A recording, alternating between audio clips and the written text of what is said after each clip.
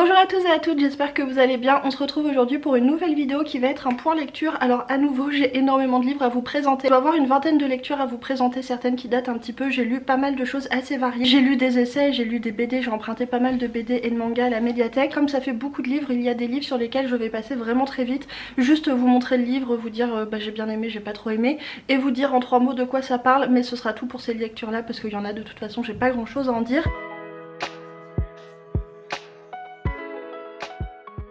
Alors on va commencer par les lectures graphiques que j'ai faites puisque je pense que c'est ce qui va aller le plus vite. J'ai lu, comment ça s'appelle, Tant pis pour l'amour de, j'ai oublié le nom de l'autrice, qui est une grosse BD autobiographique sur le sujet des pervers narcissiques. Puis va nous raconter son expérience de couple avec un pervers narcissique, donc un homme qu'elle a rencontré dans une soirée avec lequel elle s'est rapprochée. Ils se sont mis en couple, ils étaient très amoureux, enfin elle était très amoureuse, lui on se demande un petit peu ce qui se passait dans sa tête. Et elle va donc expliquer cette relation, elle va montrer les mécanismes qu'utilise le pervers narcissique pour s'attacher sa proie, enfin sa victime, comment il va faire en sorte de la dévaloriser, de l'humilier pour que la personne se sente totalement dépendante de lui. BD qui a une dimension vraiment très pédagogique puisque l'autrice utilise sa propre expérience pour montrer ce que c'est qu'un pervers narcissique, pour montrer comment il va construire sa relation avec sa victime et surtout elle va essayer de montrer comment se sortir d'une relation avec un pervers narcissique. Et je trouve que c'est important en effet de pouvoir reconnaître les signaux d'alarme, surtout à destination d'un public peut-être un petit peu plus jeune, et les choses qui font qu'une relation n'est pas saine du tout, n'est pas équilibrée et même totalement toxique. J'ai pas grand chose à en dire, c'était une BD autobiographique pédagogique sur ce sujet là,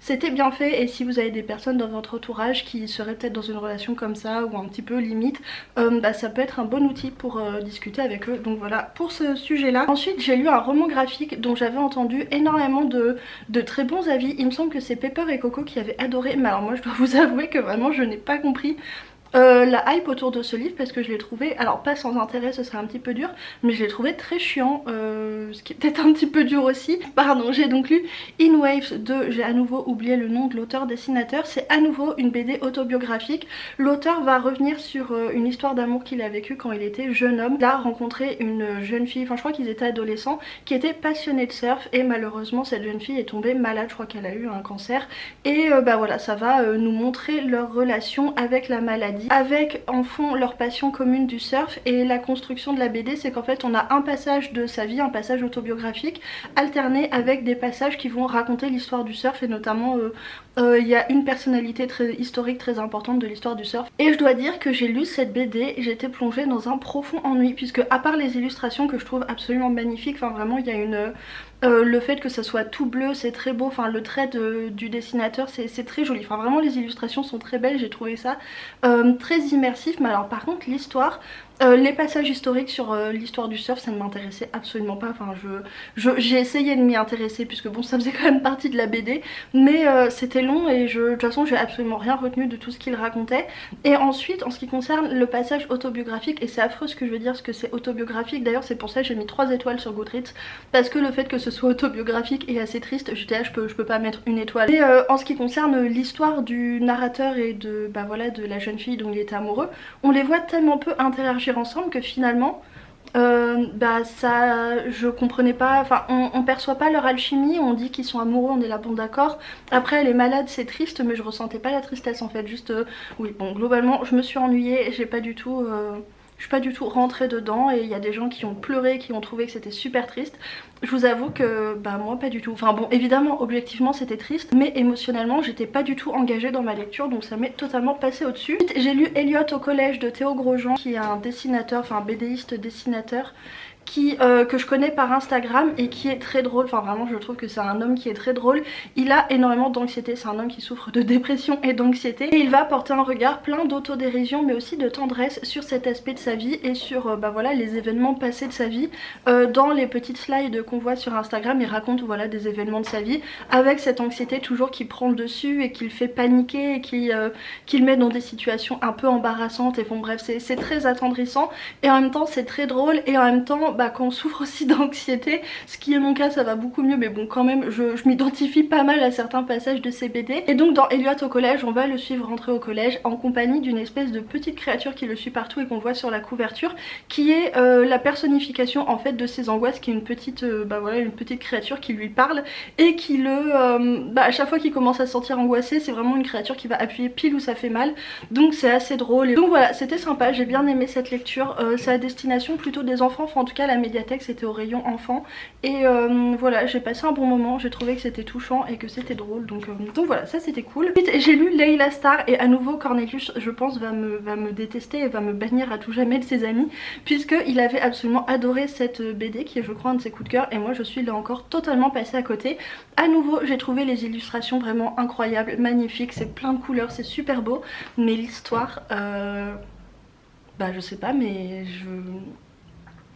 ouais, ça m'est passé au-dessus en fait. En fait on est dans un univers où il y a plein de dieux, il y a des allégories, et notamment on va suivre donc la mort qui est une personne et qui va se retrouver au chômage, puisque en fait il y a un enfant qui va naître, un enfant qui dans le futur va inventer l'immortalité, et vu que bientôt les gens ne mourront plus, on s'est dit bon bah à la mort on n'a plus besoin de toi, on va te mettre au chômage, et pour te récompenser de tout ce que tu as fait dans ta carrière de mort, bah on va t'offrir une vie humaine. Et donc bref voilà, elle se retrouve sur Terre réincarnée dans le corps d'une jeune fille qui vient de mourir, qui s'appelle donc Layla Starr, et en fait elle va vouloir se venger de cet enfant qui vient de naître et qui plus tard va créer l'immortalité, puisque à cause de lui elle se retrouve au chômage, destituée de ses droits, de ses... Enfin bon bref voilà, elle se retrouve au chômage technique dans un contexte un petit peu de dieu, de magie, voilà, enfin bref un truc comme ça. Et voilà pour l'histoire. Alors c'est vrai que c'est une BD qui parle de sujets très profonds, puisqu'on va parler de la vie, on va parler de la mort, c'est très... voilà, on part dans des trucs un petit peu métaphysiques, et pourquoi pas, mais je dois dire je me suis absolument pas...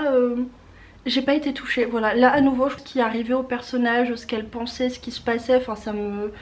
J'ai pas été émue, j'ai pas été touchée. Probablement qu'il y a plein de messages de poésie dans ce texte. Voilà, à nouveau une lecture qui me laisse assez dubitative. Je ne sais pas si c'est que je ne suis pas très sensible aux BD, je sais pas. Non, parce qu'en même temps la lecture suivante je l'ai beaucoup aimée. Je sais pas, bon toujours est-il que c'est quand même la deuxième BD qui est censée être super émouvante, et pour laquelle je passe totalement à côté. Ensuite je me suis fait l'intégrale du manga La fille du temple au chat. À nouveau je connais pas du tout le nom du mangaka. J'ai trouvé ça très sympa, il y a 9 tomes et je sais pas, j'ai trouvé que c'était plein de douceur, de tendresse, avec un personnage dont on va suivre l'éveil à la sensualité, l'éveil à l'amour. J'ai trouvé que c'était très beau, évidemment en plus ça se passe au Japon, et j'ai bien aimé le fait que ça soit très japonais finalement. Il y a quand même beaucoup de petits éléments qui font référence à la vie au Japon, et voilà, c'est quelque chose qui me plaît énormément dans mes lectures. Quand je retrouve le quotidien du Japon, ça me transporte tout de suite, donc ça j'ai beaucoup aimé. On va suivre un jeune homme qui est lycéen et qui va quitter le domicile familial, puisque je sais plus, je crois que ça se passe pas très bien avec ses parents, pour aller vivre chez une grande tante qui est de la famille éloignée, et en fait reprendre son lycée mais dans une autre ville. Et il se trouve que cette grande tante vit dans un temple avec une jeune fille qu'il connaît, qui est donc une cousine très éloignée par alliance de machin truc. Il connaît puisque quand ils étaient enfants il était déjà venu dans ce temple, et quand ils étaient enfants ils s'étaient très bien entendus, même si lui est plus jeune, puisque la jeune fille en question doit avoir 4-5 ans, 3-4 ans je sais pas, de plus que lui. Et donc ils se connaissaient quand ils étaient enfants, et ils vont apprendre à se découvrir maintenant qu'ils sont adolescents, jeunes adultes, dans cette vie un petit peu particulière avec la vie du temple, et en même temps lui c'est un lycéen donc il a sa vie au lycée, cette amitié, cette affection qu'il a pour cette jeune fille qui va se transformer. Et en fait cet aspect là aurait pu être grossier, puisque parfois on a des cases voilà, qui font un gros plan sur la poitrine ou sur les fesses de la jeune fille, puisqu'en fait on suit le regard du personnage, mais j'ai trouvé que c'était fait d'une manière où justement c'est pas dérangeant. Voilà, j'ai trouvé que c'était tout simplement l'éveil à la sensualité, à l'amour de jeune homme qui est pas très dégourdi, mais en fait on sent que ses émotions sont sincères et tout. Enfin bref, j'ai trouvé que c'était très mignon. C'est fait sous le format de tranches de vie, donc on va les suivre voilà sur 9 tomes. J'ai trouvé par contre que les derniers tomes sont un petit peu répétitifs, c'est à dire qu'on attend que ça se dénoue, et en même temps il se passe, il y a des arcs de l'histoire qui auraient pu être développés, notamment avec des personnages secondaires, et je trouve que c'est un petit peu dommage que ça n'ait pas été développé et que du coup les derniers tomes soient aussi répétitifs. Mais dans l'ensemble c'était une lecture que j'ai vraiment je les ai lus très vite, et j'ai trouvé que c'était très mignon, très doux, et j'ai adoré voilà, suivre le quotidien dans ce temple avec plein de chats.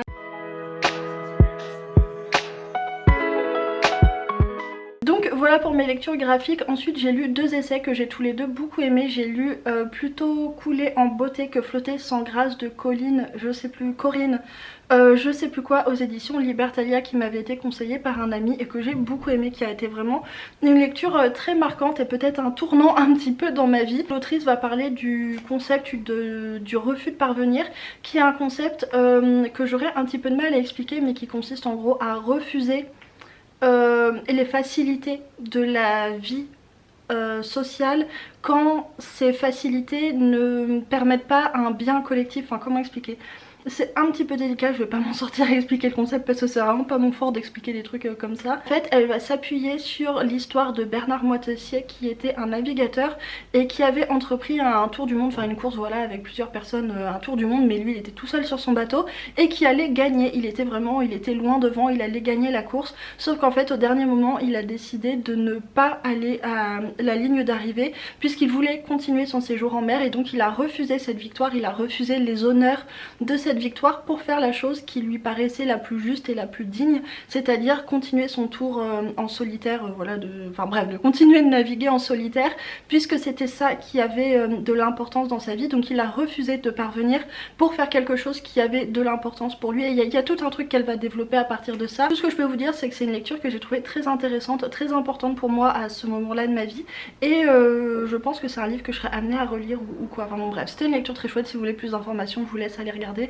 tout ça sur internet. J'ai aussi écouté en audiolivre Moi les hommes je les déteste de Pauline Armange. C'est une écoute que j'ai beaucoup aimée, c'est un livre dont j'avais beaucoup entendu parler puisque le titre avait fait polémique, on s'était dit oui c'est super provocateur, gna gna gna gna.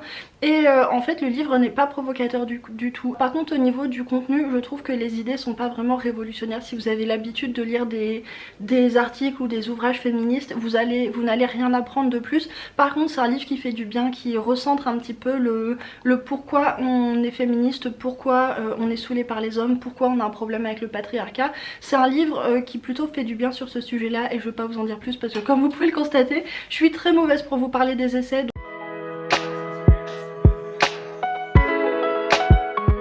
Donc on va passer au roman, et là encore j'ai lu pas mal et je pense qu'il y a des livres que je vais passer. J'ai lu Un été sans les hommes, là encore je suis désolée, je connais pas le nom de l'autrice et je n'ai pas trop aimé, enfin j'ai pas aimé, c'est pas que j'ai détesté, mais j'ai vraiment pas aimé non plus, et sur la fin je tournais les pages un petit peu vite parce que je voulais me dépêcher de le terminer. J'ai fait la chronique sur Goodreads, donc si mon avis vous intéresse, vous aurez le lien en barre d'infos. J'ai lu quoi d'autre? J'ai lu The Love Hypothesis de Ali Hazelwood, qui est une romance que j'ai trouvée très mignonne, que vraiment j'ai dévorée d'une seule traite parce que c'était si mignon, et en plus c'était dans un contexte universitaire scientifique, donc ça changeait, c'était chouette. Enfin bref, j'ai bien aimé cette histoire. On va suivre une jeune femme qui est doctorante en sciences de biologie. Elle essaie de trouver quelque chose pour identifier les cancers du foie, du pancréas, je sais plus, avant qu'il soit trop tard, et en fait elle va y avoir un quiproquo avec sa meilleure amie, machin truc, et en fait elle va se retrouver à faire, comment ça s'appelle, c'est un trope de la romance mais j'ai oublié ce trope.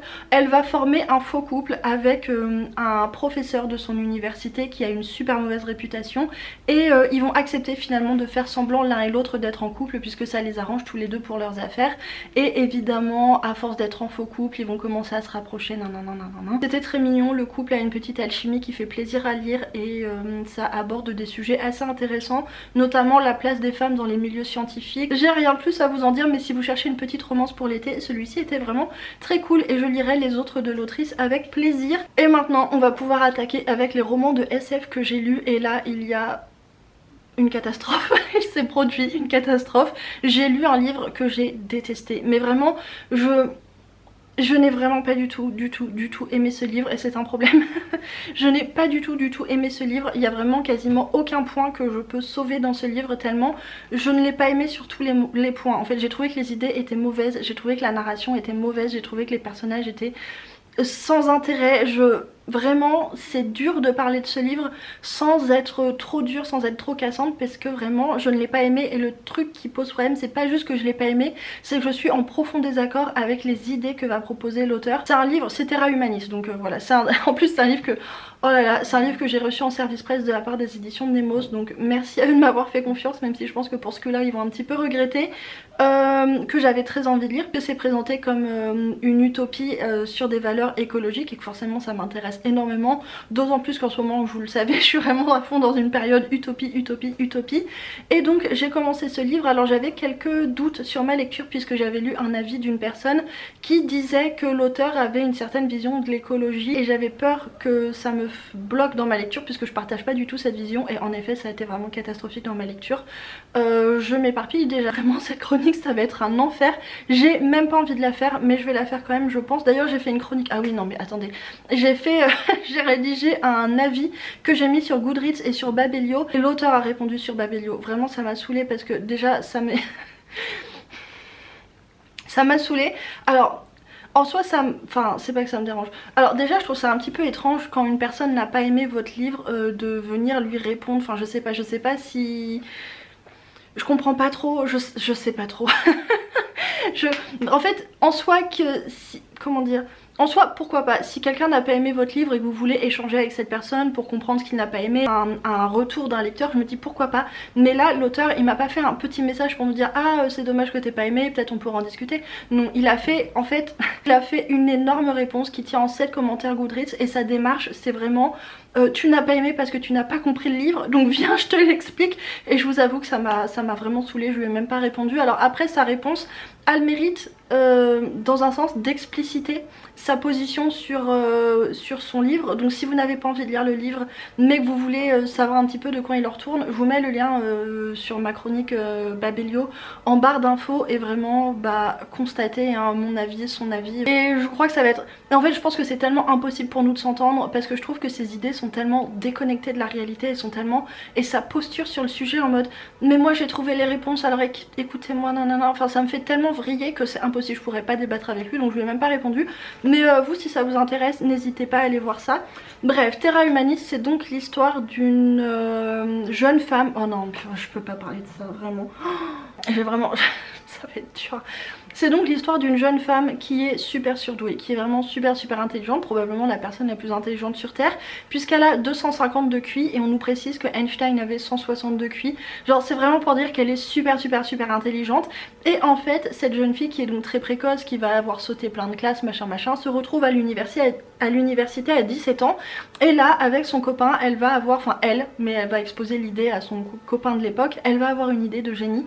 Elle se dit il faut absolument sauver le climat puisque dans quelques années ce sera trop tard et on va tous mourir et c'est vraiment maintenant qu'il faut agir. Et c'est à peu près le seul point sur lequel je peux rejoindre l'auteur, c'est que il y a urgence pour sauver le climat. L'idée de génie de cette jeune fille c'est de faire une plateforme vidéo pour que des célébrités parlent du climat et disent regardez vraiment le climat c'est super important, et que donc forcément ça ramène des gens. En fait son idée c'est de faire du divertissement sur le climat pour que les gens s'intéressent au climat et qu'il y ait une émulation et que les gens se mettent d'un seul coup à trouver le climat important. Et il y a vraiment ce passage qui est mais tellement hors sol quand ils disent il faut des vidéos, il faut qu'il y ait Trio ou Kyo, je sais plus, Trio qui fasse une vidéo sur le climat, et il donne d'autres noms de personnalités. Et en fait je me suis dit mais c'est pas possible, il est vraiment en train de nous dire pour sauver le climat il faut commencer par faire des vidéos sur le climat. Et mais ça existe en fait, il y a des tas de comptes de vidéastes ou d'instagrammeurs qui font du contenu de divertissement et pédagogique sur le climat. Enfin je peux pas, vraiment j'ai du mal. C'est dur. Et donc en quelques mois, ils vont réussir à ramener des millions de personnes dans une espèce de partie internationale numérique, voilà c'est sur internet, avec la priorité de sauver le climat. C'est vraiment un parti, la seule ligne c'est sauver le climat. Et en fait ils vont gagner énormément d'importance au point qu'ils vont commencer à avoir de l'influence politique. Il y a une phrase qui m'a tuée, c'est... Ils sont aidés, ah oui parce que j'ai pas précisé, mais dans l'école, l'université où ils vont se rejoindre, c'est une université vraiment où se côtoient la crème de la crème de l'international. C'est-à-dire que notre jeune fille, elle va fréquenter par exemple la petite fille du dirigeant russe et des personnes issues de familles très riches. Donc en fait, ils vont parler de leur projet à des personnes très riches. Et il y a cette phrase qui m'a tuée, et c'est au tout début du roman, donc vraiment c'est pour vous dire, c'est aider de quelques milliardaires charmés par l'utopie. Du coup on a un groupe de jeunes personnes qui sont très riches, qui sont influents dans le milieu politique, qui vont avoir cette grosse influence politique et qui vont monter dans la hiérarchie politique de plusieurs pays pour faire changer les choses et orienter la politique le plus possible vers le climat. Et ils vont mettre en place certaines mesures, notamment ah oui, d'ailleurs je vais abondamment spoiler le livre, hein. Vraiment, si vous aviez envie de le lire, bah déjà si vous aviez envie de le lire, n'écoutez pas cette chronique, ça va vous dégoûter. Si vous ne voulez pas savoir vraiment passer toute cette partie, il y a les timecodes de toute façon en barre d'infos, donc voilà, à partir de maintenant je spoil.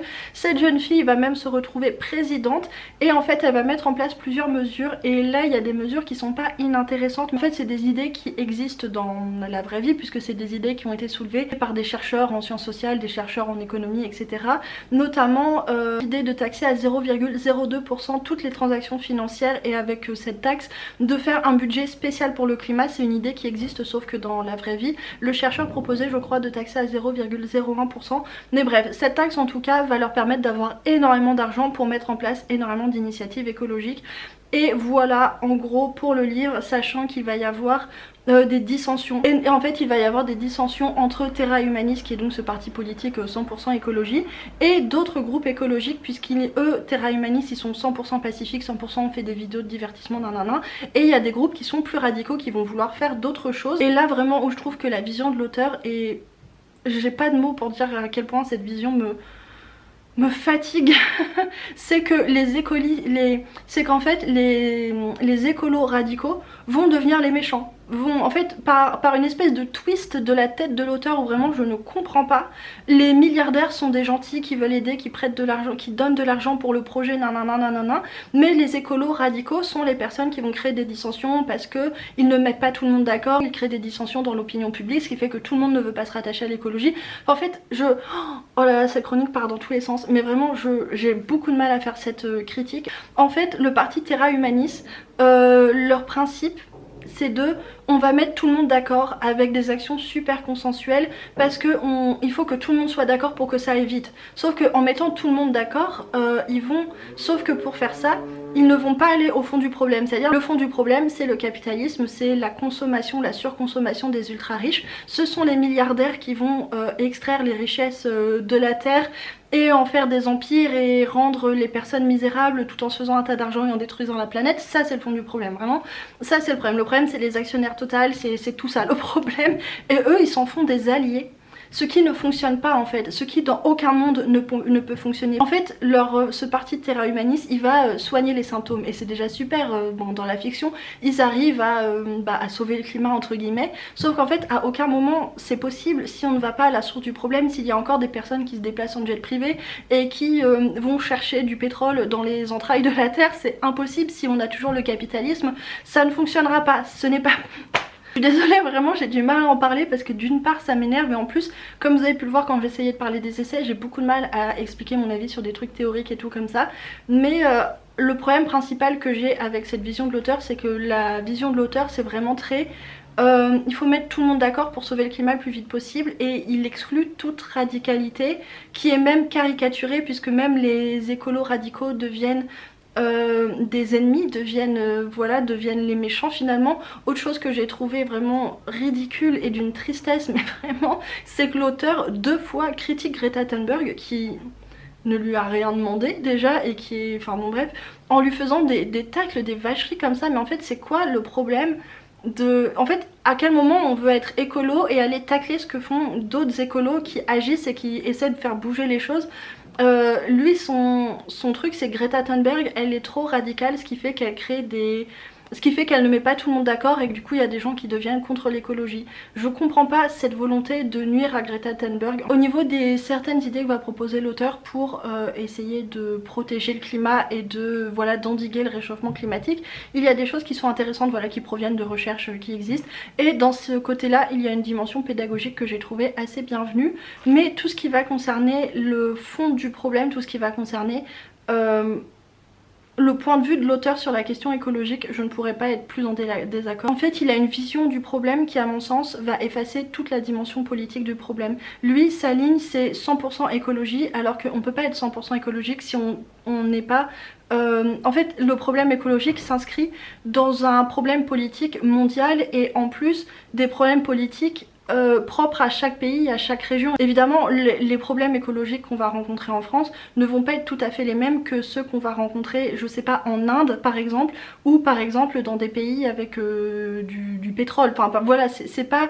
Chaque pays va avoir une géopolitique différente. Chaque pays, il va y avoir des variations au niveau des enjeux du climat et l'auteur efface tout ça, ce qui fait que ça ne peut pas fonctionner et en plus voilà, il oblitère totalement la dimension politique de la lutte pour l'écologie, le fait que le problème du fond c'est le capitalisme et qu'on peut pas vouloir sauver le climat si on s'attaque pas au problème de fond, parce que sinon après quoi il se passe quoi, on a sauvé le climat, je sais pas par quel miracle, vraiment ces idées ça ne... Enfin bon bref, admettons on sauve le climat mais on garde le capitalisme en fait, à quel moment le capitalisme ne va pas faire rechuter tout ça, enfin c'est quoi cette... Enfin bon bref, tout ça pour dire que j'ai un énorme désaccord de fond avec l'auteur sur plein de sujets, enfin vraiment sur l'essentiel des sujets, le fait que lui il stigmatise et caricature les personnes radicales avec une vision totalement naïve de faisons une plateforme de vidéos de divertissement et qui va d'un seul coup rallier des millions de personnes à travers le monde. Vraiment j'ai du mal à comprendre. Vraiment je comprends pas et en plus j'ai même plus envie de comprendre tellement il m'a saoulée avec sa réponse. Donc je vais m'arrêter là pour tout ce qui concerne le contenu du livre, mais vraiment je ne l'ai pas aimé, je l'ai pas validé, je l'ai trouvé gênant, absurde, naïf et vraiment impossible pour moi d'y adhérer. Et en plus de ça, je n'ai pas du tout aimé la manière d'écrire de l'auteur. J'ai trouvé que il y avait des pointes d'humour qui étaient, enfin des tentatives d'humour je dirais plutôt, qui étaient très gênantes, qui tombaient systématiquement à côté, qui alourdissaient, puisqu'en plus on avait l'impression que l'auteur voulait faire des blagues régulièrement et tout, mais ça sonnait que c'était pas très agréable à lire. Et en plus le texte est émaillé de pointes de sexisme qui m'ont vraiment saoulée d'une force. Mais c'est quoi ce problème? Si vous voulez en savoir plus sur la position de l'auteur, il a fait une longue réponse, voilà, au moins qui vous servira à ça, à comprendre son point de vue et sa position sur la question. Peut-être que vous ça vous convaincra et auquel cas bah écoutez, tant mieux pour vous. Mais voilà, j'arrête ici de parler de ce livre parce que sinon ça va mal tourner. Et voilà pour cette lecture. Ensuite qu'est-ce que j'ai lu? Non, vous savez ce que je vais faire, c'est que je vais faire une pause parce que vraiment parler de ce livre ça m'a tendu, donc je vais aller boire un verre d'eau et je reviens calme et apaisée pour vous parler d'autres lectures. Donc voilà, faisons comme ça. Vraiment l'eau pétillante en été, je crois que c'est la meilleure chose au monde. Je vous propose aussi quelques secondes du petit chat qui dort et qui ronfle pour apaiser nos âmes. Ça va bébé? Je t'ai réveillé mon cœur. Le truc sur lequel le petit chat dort, normalement c'est censé être une cabane en forme de tête de chat avec des petites oreilles et tout pour qu'il se mette à l'intérieur. Mais je crois qu'il est allé que 2 fois à l'intérieur et maintenant il se met dessus. Il a pas compris le concept, mais il est tout le temps sur ce truc qui est couvert de poils et tout. Mais je voulais le dépoiler et tout, finalement je me dis il est tellement souvent dessus que autant le lui laisser comme ça. Bref, et bah voilà, je me sens beaucoup mieux, on va pouvoir passer à la suite. Alors, ensuite j'ai lu Bâtir aussi, des ateliers de l'Antémonde aux éditions Cambourakis. J'aime beaucoup le format de ce livre et j'aime beaucoup la couverture. C'est un livre que j'ai trouvé très intéressant et notamment j'ai beaucoup aimé le concept en fait. Je vous mettrai le lien du site. Oh là, ça fait beaucoup de choses à mettre en barre d'infos, c'est sûr je vais oublier des trucs. En fait la méthode d'écriture de ce livre a été très particulière et sur leur site ils expliquent comment ils ont procédé, puisqu'en fait ils ont fait des ateliers d'écriture collectifs pour parler de l'utopie et c'est à partir de ça qu'ils ont créé La Lumière est en train de faire des choses étranges, non? C'est encore un livre qui va présenter une utopie, encore une utopie écolo, mais de manière très différente. Bon déjà le processus d'écriture est très différent, on l'aura compris, mais c'est aussi que la manière de faire advenir l'utopie ne pourrait pas être plus différente que ce que propose Fabien Cerutti. En fait ce qui s'est passé c'est que les révolutions qu'il y a eu dans le monde arabe se sont répandues dans le monde et notamment en France, et donc il y a eu toute une émulation, tout un esprit révolutionnaire qui a pris et en fait les gens ont commencé à se rebeller, à se révolter et bref il y a eu donc tout un procédé révolutionnaire en France à partir de plusieurs villes et en fait on va avoir plusieurs moments de récit, un petit peu comme des nouvelles à la manière d'un fix-up, c'est-à-dire des nouvelles qui vont se situer dans le même univers avec une ligne chronologique et des personnages, bon là c'est, je sais plus, est-ce qu'on croise des personnages? Je ne sais plus, mais toujours est-il que les nouvelles se suivent, sont cohérentes ensemble et forment du coup un récit entier. Et donc on va avoir des passages sur le début du roman qui vont nous parler de cette révolution, on va suivre des personnages qui sont du coup en pleine révolution, on va voir l'après-révolution et l'après, après révolution. Une fois qu'ils ont réussi à construire une nouvelle société qui penche vers l'utopie, qui tend vraiment vers l'utopie, même si elle n'est pas parfaite. Et à chaque fois on va suivre des problématiques, des dissensions, des problèmes que les personnages vont rencontrer, que ce soit parce que c'est la révolution et qu'on a un problème avec la violence et qu'on ne sait pas quoi faire des armes à feu et que c'est dur de faire la révolution parce que ça veut dire prendre des décisions difficiles. En fait, tout ce qui va concerner ce passage là, ce moment chronologique où on est pendant la révolution, je l'ai trouvé très intéressant parce que j'ai trouvé que c'était dangereux d'écrire difficile, comment dire, oui, vraiment difficile d'écrire ce genre de passage parce que il faut savoir aller au cœur des choses et il faut vraiment savoir mettre les mains dans les difficultés, et je trouve qu'ils le font. D'ailleurs tout le livre le fait de manière assez admirable, c'est qu'il n'évacue pas les difficultés, il n'évacue pas les ambiguïtés, les dissensions, c'est vraiment, et c'est là que j'apprécie aussi le fait que ce soit une œuvre collective, c'est qu'on entend plusieurs voix, plusieurs visions des choses dans ce même livre, et ce qui fait que ça nous montre vraiment que même si on est révolutionnaire, même si on tend vers l'utopie, même si on est écolo radical, écolo machin truc, enfin bref, peu importe les profils, ça veut pas dire qu'on est tous pareils, et on peut avoir des idées différentes, et avoir des idées différentes dans certaines situations c'est très compliqué parce qu'il faut réussir à s'accorder pour avancer. Enfin bon bref, j'ai trouvé que ce livre avait vraiment le mérite d'aller toucher là où ça fait mal, d'aller vraiment là où c'est difficile, là où c'est compliqué, là où c'est pas joli, et notamment dans tous les passages sur la révolution, la thématique et le propos sur la violence, c'était super intéressant et même parfois un petit peu choquant. Et c'est intéressant aussi parce que même si j'adhère aux idées et aux valeurs du livre, face à la violence, il y a quand même un ressort en moi qui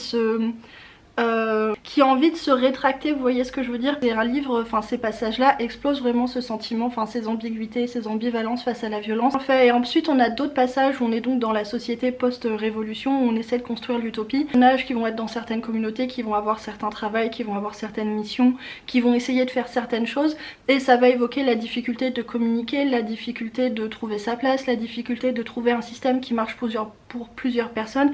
Bref, globalement dans l'idée, toutes les difficultés à faire advenir une utopie, et à faire advenir et à construire et à garder en place un collectif qui rende les gens satisfaits, parce que comme l'illustre très bien le livre, on n'est pas une seule entité même si on est un collectif, et bref, c'était bien fait. J'ai trouvé que c'était finalement plein de subtilités et de petites choses comme ça qui faisaient que ça sonnait vrai, ça sonnait juste. Il y avait quelque chose de très vrai et de très lucide sur les choses, tout en gardant un élan vraiment utopique, révolutionnaire, quelque chose dans lequel on a envie de se projeter. Ce que j'aime dans l'utopie et ce que je trouve absolument nécessaire dans l'utopie, et si je dois accorder ça à Fabien Cerutti, c'est que ses intentions sont certainement très bonnes et que c'est important de créer des utopies, parce que notamment en ce moment on a vraiment besoin de se projeter dans des futurs désirables, dans des futurs qui ne donnent pas envie de se tirer une balle en fait. Et je ne sais plus du tout ce que je disais.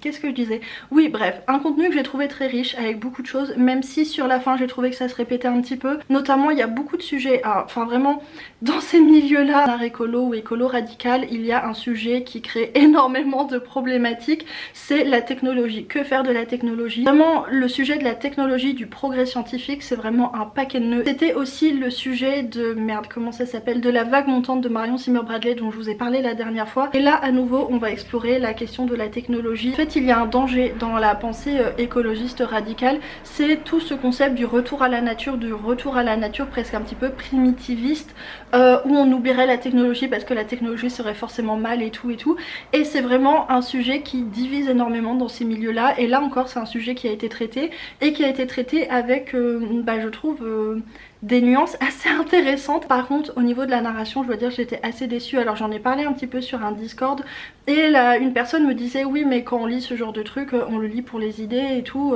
la qualité narrative est pas si importante. Je suis pas tout à fait d'accord, je trouve vraiment que, enfin je sais plus exactement ce qu'elle disait, ça m'embête de la paraphraser comme ça, mais bref, en gros ce que je voudrais dire c'est que même si en effet ce livre là je le lis plus pour les idées que pour ses qualités narratives, si je voulais lire que des idées je lirais de la non-fiction science-fiction. Là si je veux lire de la fiction, des utopies comme ça, c'est que j'ai envie de m'attacher à des personnages, que j'ai envie de voir des scènes de vie, que j'ai envie d'être portée par une plume, etc. et tout. Et je trouve que malheureusement la plume n'est pas vraiment, notamment au niveau des dialogues. Après les dialogues c'est ce qui est le plus dur à faire je crois, en tout cas c'est toujours là que personnellement en tant que lectrice je bloque. S'il y a un problème dans le dialogue ça va très facilement me sortir dans ma lecture. Je trouvais que les dialogues sonnaient pas très bien et qu'il y avait, voilà, c'était globalement j'ai trouvé que c'était pas très bien écrit. Ça m'a pas empêché de le finir, ça m'a pas empêché d'être plutôt bien dans ma lecture et d'être emportée par les idées, par l'esprit de tout ça. Donc bref, c'était une chouette lecture, j'ai vraiment beaucoup aimé, je vous le recommande beaucoup si vous vous intéressez à ces sujets. J'ai terminé tout récemment Le Monde de Rocanon de Ursula Le Guin, qui est une trilogie à l'intérieur du cycle de l'Écumène qui se compose donc Le Monde de Rocanon avec ensuite Planète d'Exil je crois et La Cité des Illusions, mais je sais pas lequel est le 2 et lequel est le tome 1, je crois que Planète d'Exil c'est le tome 2 je crois. Bref, c'est donc une trilogie où on va se situer sur le même monde, donc le monde de Rocanon mais à des moments différents.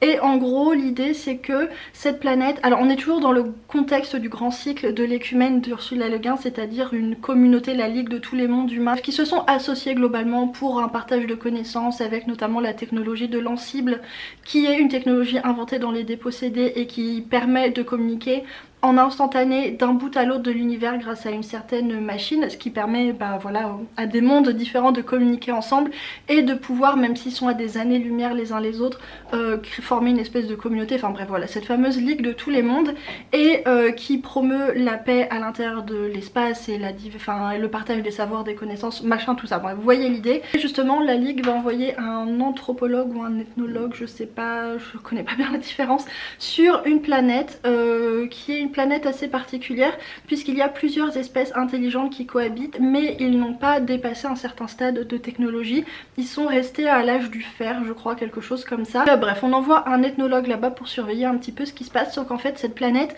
va devenir l'enjeu d'une guerre puisqu'en fait la Ligue de tous les mondes a un ennemi qui veut s'en prendre à elle et qui va utiliser la planète comme base, sauf que il faut sauver les habitants parce que sinon ils vont tous se faire buter. Et donc du coup notre personnage qui s'appelle Rocanon, qui est donc cet anthropologue, va se lier avec des habitants et ils vont essayer de partir en quête contre cet ennemi.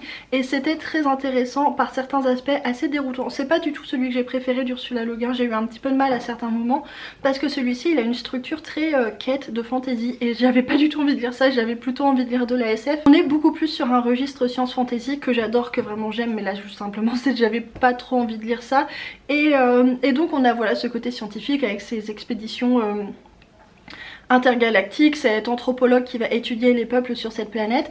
Et justement les peuples sur cette planète ils ont des capacités magiques un petit peu extra sensorielles qui leur permettent de communiquer. Il y a aussi des créatures comme des hippogriffes et on est aussi sur une société de type médiéval, donc on a vraiment beaucoup de choses de type fantasy médiéval.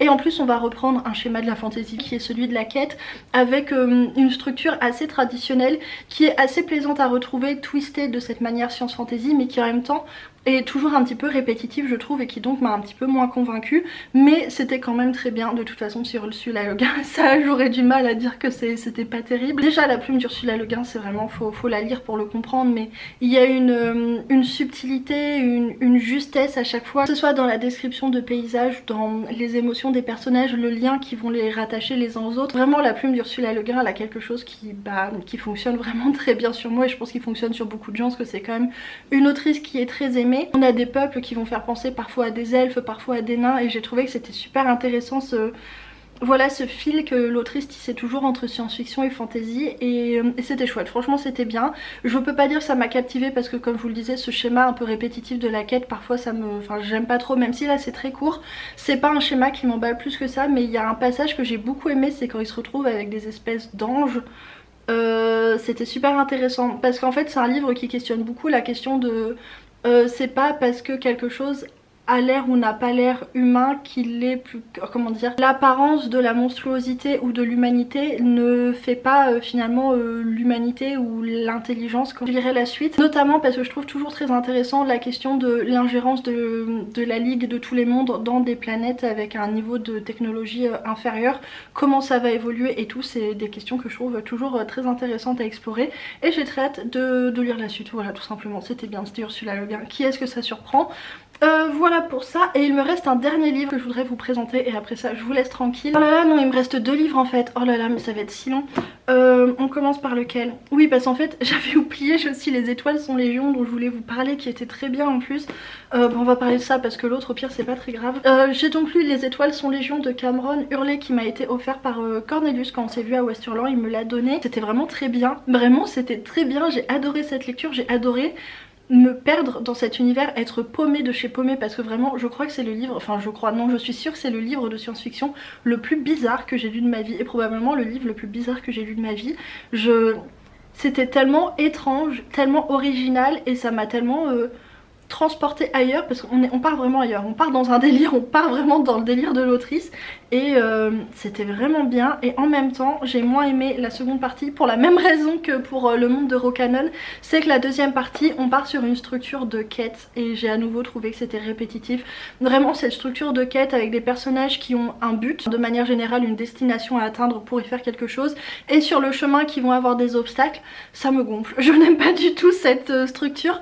Alors parfois j'aime bien mais de manière générale j'aime pas trop, enfin bon bref. On est donc sur un univers de science-fiction, planète opéra, space opéra, un petit peu entre les deux mais plutôt planète opéra, puisqu'en fait on va être sur une planète qui est une espèce d'étoile organique, vaisseau spatial, c'est un petit peu entre les trois. Disons que c'est une planète qui est vivante, qui est un être vivant elle toute seule, qui sert aussi de vaisseau à tout un peuple. On est dans une région de l'espace où il y a plusieurs planètes qui se font la guerre, enfin plusieurs peuples mais qui habitent chacun sur une planète, qui se font la guerre et qui veulent chacun récupérer le contrôle de la Mokshi, qui est un vaisseau très particulier, qui est plus puissant que les autres et qui a la capacité de s'extraire de l'orbite du soleil et donc de partir, parce que globalement ce qu'ils veulent c'est partir, puisque à l'endroit où ils sont c'est vraiment pas terrible. Et on a notamment 2 planètes, 2 peuples qui se font la guerre et qui vont lutter sans merci l'un contre l'autre, mais plutôt les unes contre les autres, parce que d'ailleurs une particularité du roman c'est qu'il n'y a que des personnages féminins. Vous n'avez pas croisé un seul homme, ça n'existe pas, tout simplement ils sont même pas évoqués. Et c'était un des points de vue assez originaux que j'ai trouvé dans le livre et que j'ai bien aimé, ce côté très arbitraire. Il n'y a pas d'homme, on sait pas, c'est pas explicité, on sait pas est-ce que c'est un point de vue féministe de l'autrice, on sait pas, toujours est-il qu'il n'y a pas d'homme, il n'y a que des femmes, et on a vraiment ce truc de la femme avec un côté très matriciel, très organique, enfin c'est très bizarre, vraiment Oh, ça va encore être une chronique où je vais avoir du mal, qui se font la guerre, et on va suivre une guerrière qui s'appelle Zan, qui va se réveiller amnésique et qui ne comprend absolument rien à ce qui se passe. Elle comprend pas où elle est, elle comprend pas le fonctionnement du vaisseau, et du coup ce qui est génial c'est qu'en la suivant, qui se réveille et qui découvre ce vaisseau, on découvre en même temps qu'elle ce vaisseau, parce que c'est vraiment une particularité bon voilà, c'est un des grands éléments du roman, c'est que le vaisseau est très particulier, c'est un vaisseau qui est très organique. On a vraiment une vision esthétique très tournée vers la matière corporelle, l'organique, la digestion, la matrice, enfin c'est très bizarre. Bref, du coup ce vaisseau qui est composé de matière biologique, de matière vivante, qui s'ouvre et se referme, qui a une peau qui pourrit, qui nécrose, qui repousse avec des tentacules, enfin c'est vraiment un délire. Et du coup notre personnage va découvrir le vaisseau, elle va aussi découvrir la société dans laquelle elle est, qui est une société sur un modèle matriarcal, enfin, c'est à dire qu'il y a une mère et tous les autres sont ses enfants. Il y a des gens qui ont un rôle particulier mais elle ne comprend pas bien, en fait elle est amnésique, elle comprend rien, elle sent bien que c'est le bordel autour d'elle, mais elle ne comprend pas. Elle sait qu'elle a un statut particulier puisqu'elle est la seule personne à avoir réussi à atteindre la Mokshi, et que à ce titre, du coup cette planète particulière, on attend d'elle qu'elle mène des légions de guerrières au combat pour récupérer la Mokshi, mais ça fait plusieurs fois qu'elle échoue et donc qu'elle se retrouve blessée, amnésique, qu'elle se retrouve même, elle a été digérée, elle a été recyclée, enfin bref il y a tout un truc très particulier, et elle sait qu'elle est amnésique. Elle sait qu'elle ne l'a pas toujours été, et en fait au fur et à mesure elle va grappiller des morceaux de choses qu'elle va comprendre, elle va retrouver des petits bouts de mémoire, et plus elle retrouve des morceaux et plus ça devient confus, parce que finalement elle comprend encore moins, et c'est très particulier. Du coup on va suivre l'histoire de ce personnage qui va partir en quête de son identité, de ses souvenirs, dans ce contexte de guerre, dans ce vaisseau très particulier notamment. Il y a un moment on a un tournant dans l'histoire où elle va se retrouver à un certain endroit du vaisseau, et il va falloir qu'elle arrive à un autre endroit, et c'est là je vous ai dit on a ce schéma de quête que j'ai moins aimé. Alors c'est intéressant parce qu'à la fois on est dans les profondeurs du vaisseau et on va découvrir des choses, des peuples. Je suis désolée si vous entendez les bruits du dessus.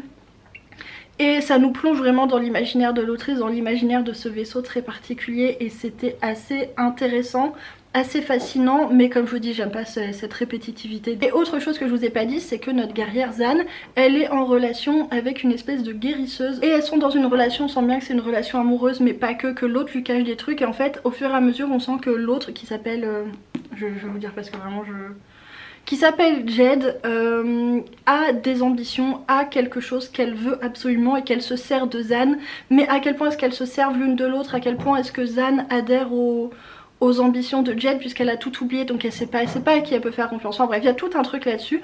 Et j'ai trouvé que c'était fascinant, que c'était génial la manière dont on était perdu dans ce vaisseau au début, dont on est perdu dans cette société. C'est très bizarre tout cet univers tourné sur le corps, la matière organique, sur la digestion, le recyclage. Vraiment, il y a quelque chose de très... ouais, organique, je peux pas le dire autrement, qui est très particulier. Mais même dans le corps des personnages, c'est des corps qui sont vraiment de...